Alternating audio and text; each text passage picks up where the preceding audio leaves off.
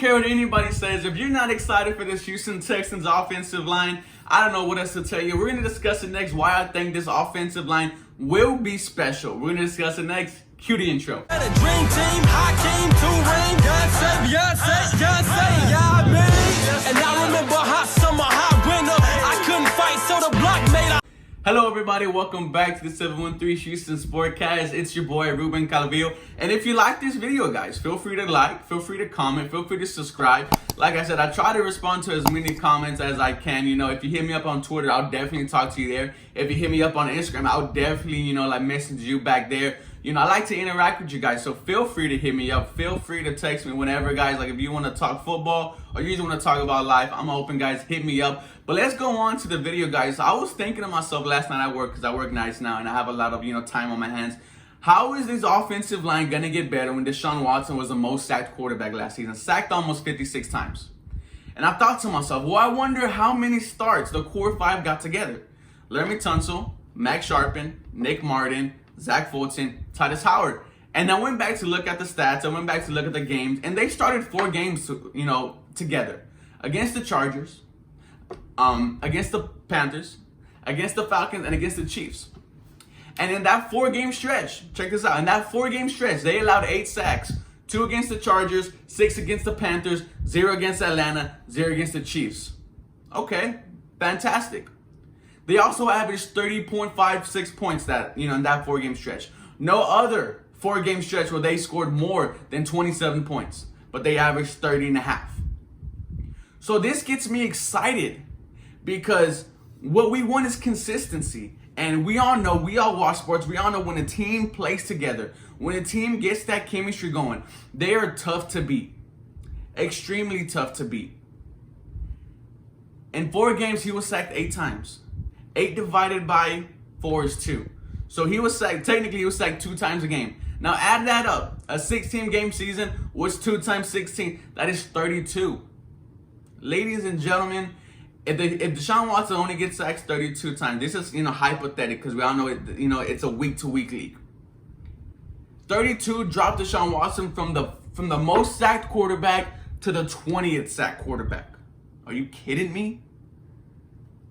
That is why I'm excited. That is why I will go to bat. I will go to war and say that this offensive line is going to be top 10. I have people say this is not a top 10 offensive line. I think it is.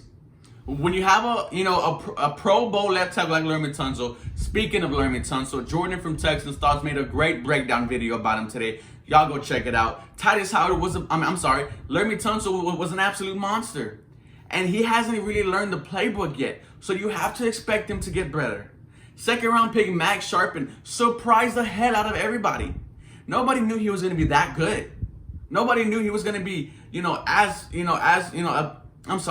as potential, as impactful as he was. Nick Martin, everybody was so mad that we gave him a big contract. Why are you giving Nick Martin, top center money? He played very good this season. The right guard, Zach Fulton, I've been hesitant on him. I've been saying, Zach Fulton, he's not that good. But you got to understand that when Titus Howard went down, it affects the whole right side of the line. When you have Chris Clark there, and you have other people there, you're like, man, this is not working out. And that 4 games, Zach Fulton was very good. Now on the right side, Titus Howard, a guy that the Houston Texans fan base were pissed about because we wanted Andre Dillard. I wanted Andre Dillard. I'm not gonna lie. I wanted Dillard. I was like, who is Titus Howard? But he played absolutely phenomenal. He played better than Andre Dillard. If this Houston offensive line manages to stay healthy, this team is going to be dangerous because I look at the offensive line as a foundation for the Houston Texans offense. If you own a house, if you know anything about housing, you know that if your foundation is horrible, your house is going to be horrible. You're going to start seeing cracks everywhere. But if they're strong, if they stay healthy, if they grow, it's going to be crazy. Like I said, Deshaun Watson would have gone the number 1 sack quarterback to the 20th. Can you imagine if Deshaun Watson was the 20th sack quarterback, how much better this team will be, how much dangerous this team will be? This upcoming season, we are going to hear the offense, the announcers say, Look at Deshaun Watson with all the time in the world back there. Deshaun Watson is going to have so much time back there in the pocket, and it's going to make the whole offense better.